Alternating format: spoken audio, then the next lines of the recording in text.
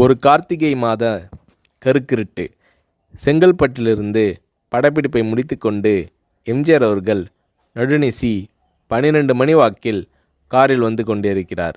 கண் விழித்தவாறே தனது காரில் எம்ஜிஆர் அவர்கள் வந்து கொண்டிருந்த பொழுது வழியில் போலீஸ் உடையில் நின்ற ஒருவரை பார்க்கிறார். எம்ஜிஆர் அவர்களின் கார் அவரை கடந்து செல்கின்ற போது எம்ஜிஆர் அவர்களின் நெஞ்சில் பொறி தட்டுகிறது.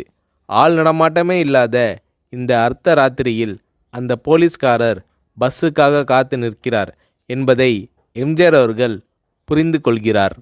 உடனே தனது டிரைவரிடம் காரை நிறுத்த சொல்கிறார் எம்ஜிஆர். கார் பின்னோக்கி வருகிறது. போலீஸ்காரரின் அருகில் காரை நிறுத்தி கதவை திறந்து ஏறுங்கள், எங்கே போக வேண்டும் என்கிறார் எம்ஜிஆர். பரவாயில்லை, நான் பஸ்ஸிலே வந்து விடுகிறேன் என்கிறார் அந்த போலீஸ்காரர்.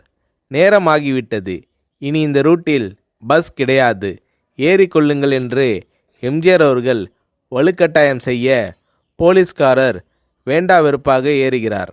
காரின் உள்ளே லைட் போட்டு சாப்பிட்டீங்களா என்று கேட்டுக்கொண்டே தனது சீட்டுக்கு பின்னால் இருந்த பிஸ்கெட் பழங்களை எடுத்து கொடுக்கிறார் எம்ஜிஆர். இப்படி ஓசியில் பயணம் செய்வதே எனக்கு உடன்பாடில்லை. இன்னும் நீங்கள் உண்ண சொல்லி வேறு என்னை இழிவுபடுத்தாதீர்கள் என்று போலீஸ்காரர் மறுக்கிறார். எம்ஜிஆர் அவர்கள் பூரிக்கிறார்.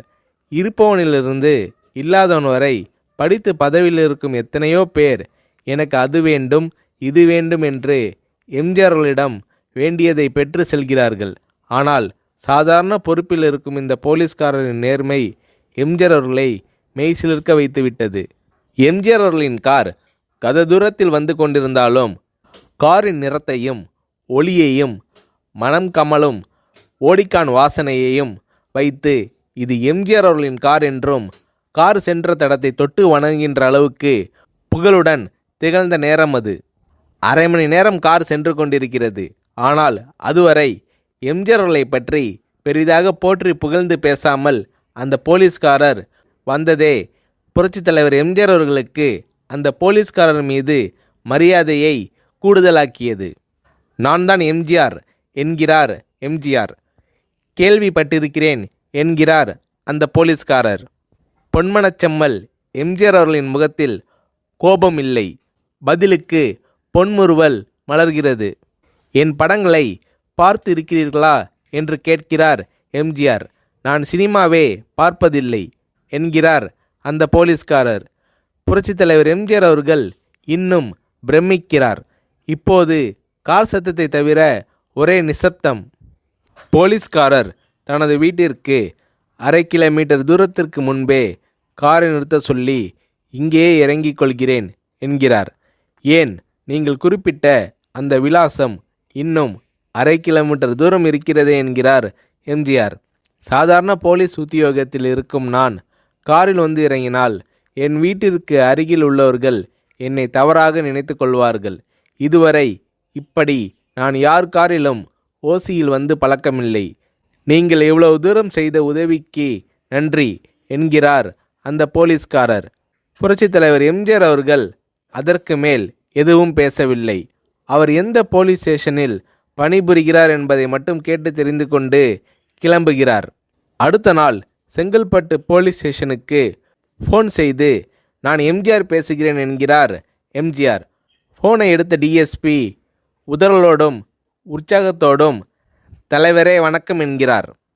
இரவு சந்தித்த போலீஸ்காரரை பற்றி விசாரிக்கிறார் எம்ஜிஆர். அந்த டிஎஸ்பி சொல்கிறார், நீங்கள் குறிப்பிடும் அவர் இன்று விடுப்பில் இருக்கிறார். அவர் கையூட்டு வாங்காதவர், கடமை தவறாதவர், காவல்துறையின் நேர்மைக்கு இவரே இலக்கணம். வெற்றிலை பாக்கு, பீடி, சிகரெட் போன்ற போதை வஸ்துக்கள், நாடகம், சினிமா போன்ற பொழுதுபோக்கு அம்சங்களையெல்லாம் இவர் அறியாதவர். கல்யாண வயதில் உள்ள 3 பெண்களையும் கரை சேர்க்க முடியாமல் கஷ்டத்தில் இருக்கிறார் என்கின்ற விபரம் டிஎஸ்பியால் எம்ஜிஆர் அவர்களுக்கு சொல்லப்படுகிறது. அவரை நாளை என் தோட்டத்திற்கு வர சொல்லுங்கள் என்கிறார் எம்ஜிஆர்.